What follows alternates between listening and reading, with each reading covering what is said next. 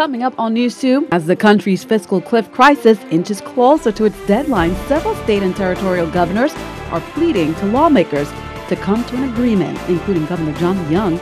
And a former election candidate has not had her petition for a recount or a new election addressed, and why that might not happen. Plus, a festival queen has been crowned, the winning highlights from the show, and a lineup of events coming up.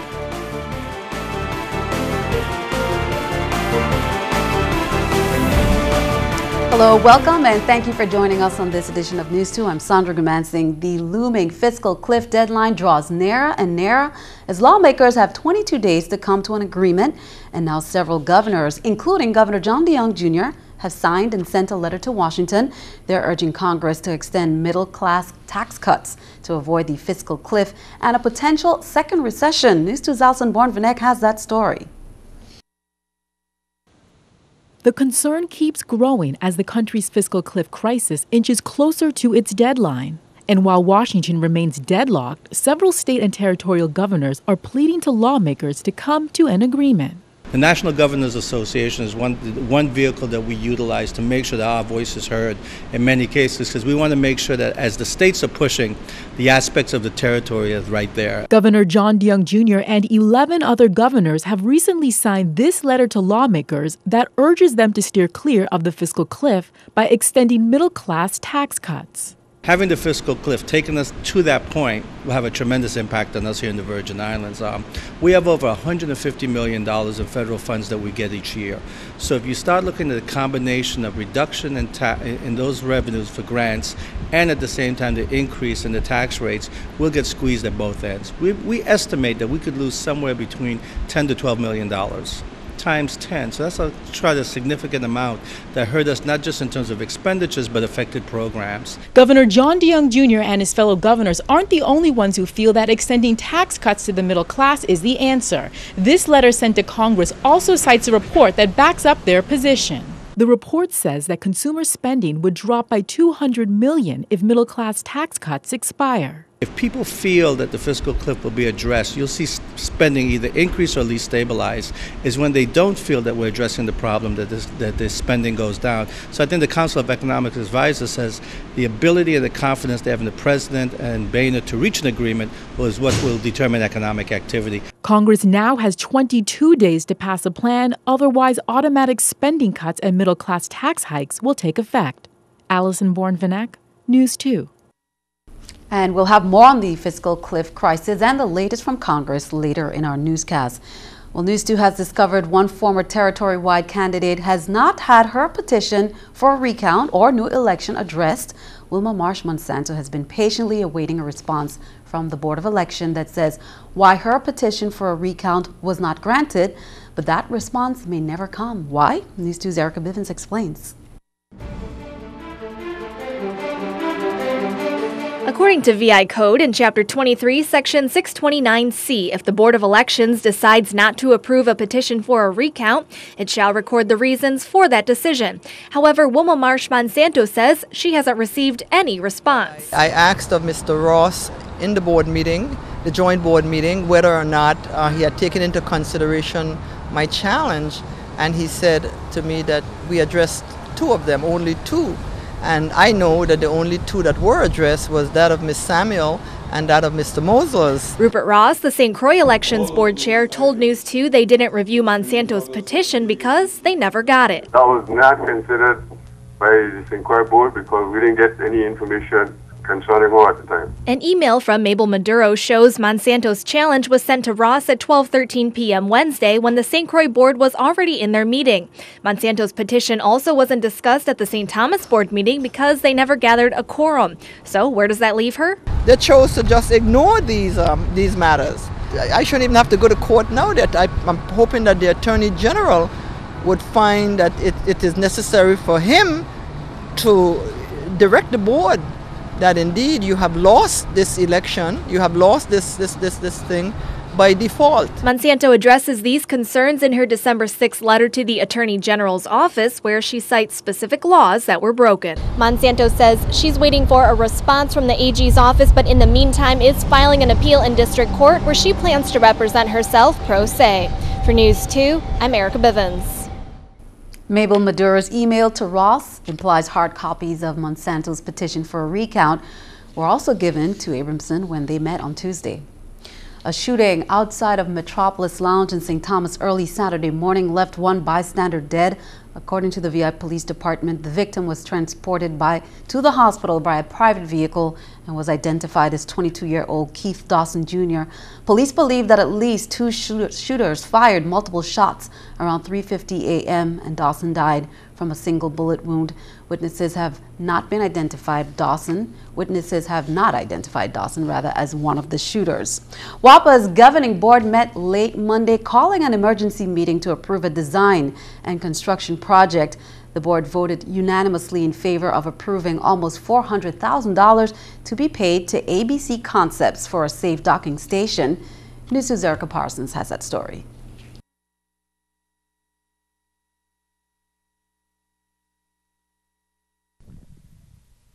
By a unanimous vote, the 9 WAPA board members present Monday by video and teleconference approved a project to have ABC Concepts design and install 2 new line bollards for Crum Bay in St. Thomas. We've been mandated to certify and submit design and engineering concepts, improving and docking and more facilities are structurally worthy for this type of device. To this end, we've needed to make some additions to include add 2 new line bollards to facilitate a safe docking and fuel supply of the vessels. The bollards, officials say, are like vessel ropes and are safety standards requested by the Port Authority and Trafigura, WAPA's new fuel supplier. WAPA officials say they've already received 2 fuel shipments from Trafigura, but Monday's action was necessary in order to bring in the big boat. The big boat carries 80,000 gallons and the smaller barges that have already come in have a capacity of 30,000 gallons. In order for the big boat to dock safely, improvements are needed. We're trying to get the work done to complete the process of making a safe berthing for the vessel. And what you have in front of you is a waiver from competitive bidding so that we move forward with our emergency contractor that's on site in the plan for this fiscal year. Board officials say the project should be completed by December 13th, ahead of the December 16th arrival of Trafigura's big boat. Erica Parsons, News 2. St. Thomas will get 1 fuel shipment by the big boat and 1 by the smaller barge monthly, while St. Croix will get 3 monthly fuel shipments by the smaller barge. The West Indian Company will be celebrating their centennial anniversary Tuesday. The free public celebration will begin at 3 p.m., while Jazz on the Dock will begin at 5 p.m., featuring Spectrum Band. We have a ceremony on December 11th that begins at 3 o'clock, where we'll have all the dignitaries in town be able to recognize and thank our employees for all their efforts over the years. We have 1 employee that's been at Whiteco for 50 years, several others that have been there over 40 years. So we want to take the opportunity to celebrate this great accomplishment for our company. And back to the fiscal deadline. Now that the deadline is just 3 weeks away, there is some optimism a deal is in the works following a face-to-face meeting between President Obama and House Speaker John Boehner on Sunday. Danielle Nottingham has the latest from Washington. President Obama is selling his plan to avoid the fiscal cliff to auto workers near Detroit.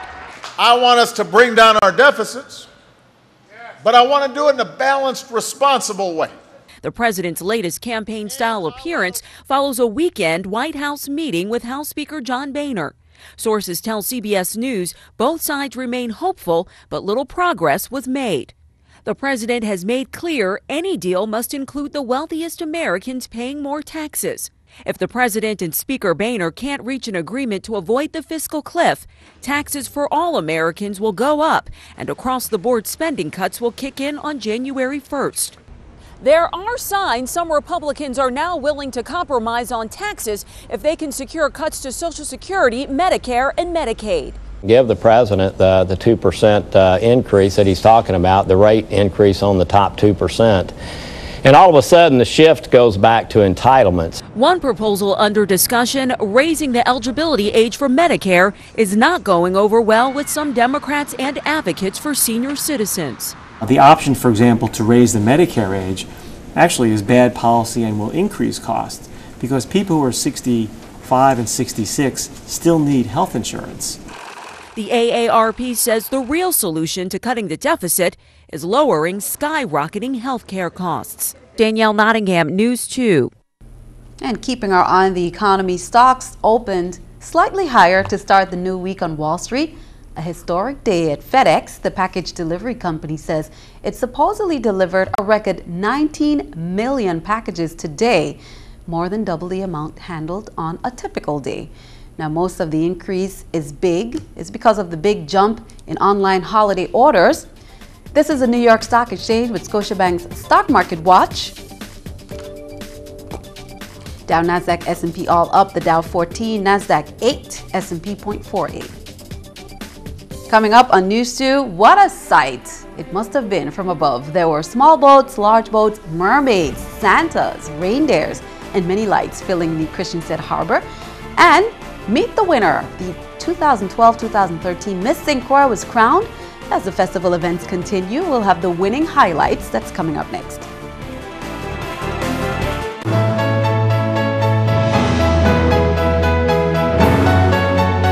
Well, it was a diamond-encrusted fantasy and a tight competition on Sunday evening as 7 contestants competed for the 60th Miss St. Croix Festival Queen Pageant, a commemorative evening that honored former Miss St. Croix royalty and crowned CLIAUNJEL Williams as the 60th anniversary queen. News 2's Jongh brings us the story. It's the moment that 7 young ladies hope to experience, as after 7 long hours, St. Croix crowned its historic 60th Miss St. Croix Festival Queen. Starting just minutes before 5 p.m., the 7 highly competitive contestants took to the stage, shining from beginning to end to represent Sunday's theme of a diamond-encrusted fantasy. However, contestant number 6, CLIAUNJEL Williams, shined the most to judges, as she consistently set out to continue the legacy of 59 queens before her. 60 years of Crucian royalty. I, CLIAUNJEL Williams, am standing on the pinnacle of a divine inheritance and deem myself ready and able to continue this regal legacy. Miss St. Croix's legacy was truly represented Sunday evening, as the contestants presented unique talents, from flying silk rope performances, singing, to glow poise and ribbon dances. The contestants also showed cultural traditions and paid homage to former queens in their traditional cultural dresses and their elaborate and sparkling festival costumes.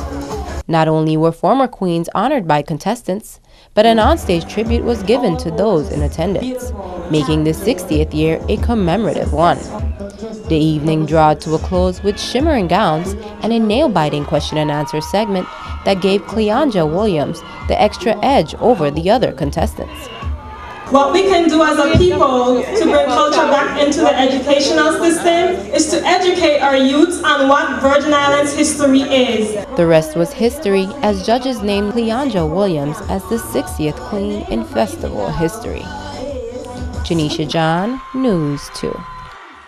Miss St. Croix CLIAUNJEL Williams and her royal court will reign over the 60th festival activities, including the village opening, food fair, and festival parades. Congratulations goes out to the Queen and her court.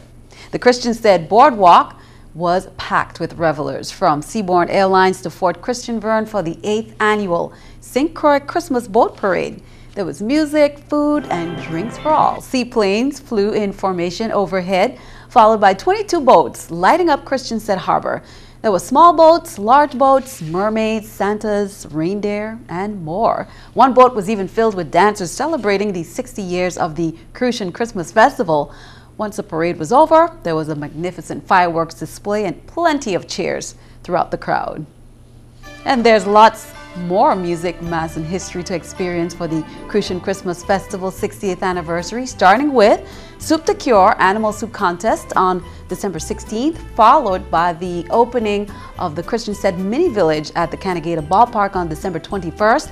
The CHRISTIANSTED Village runs until the 23rd and is followed by the Mid-Island Mini Village in Montbijou. That's from December 24th to the 26th, leading straight to the village opening ceremony in Frederiksted on December 27th until last lap on January 6th. For more information on the festival events, visit www.stxfestival.com. Well, it was all about Christmas Sunday at the St. George Village Botanical Gardens. Dozens of residents turned out for the garden's annual holiday event, Christmas Spoken Here. There were choirs singing, music playing, and hundreds of vendors offering food and specialty drinks, cakes and tarts, jewelry, arts, dolls, crafts for the children, and much, much more. And of course, what would be Christmas without Santa? From the tiniest tot to the biggest hearts, they all had eyes for the man in the red suit.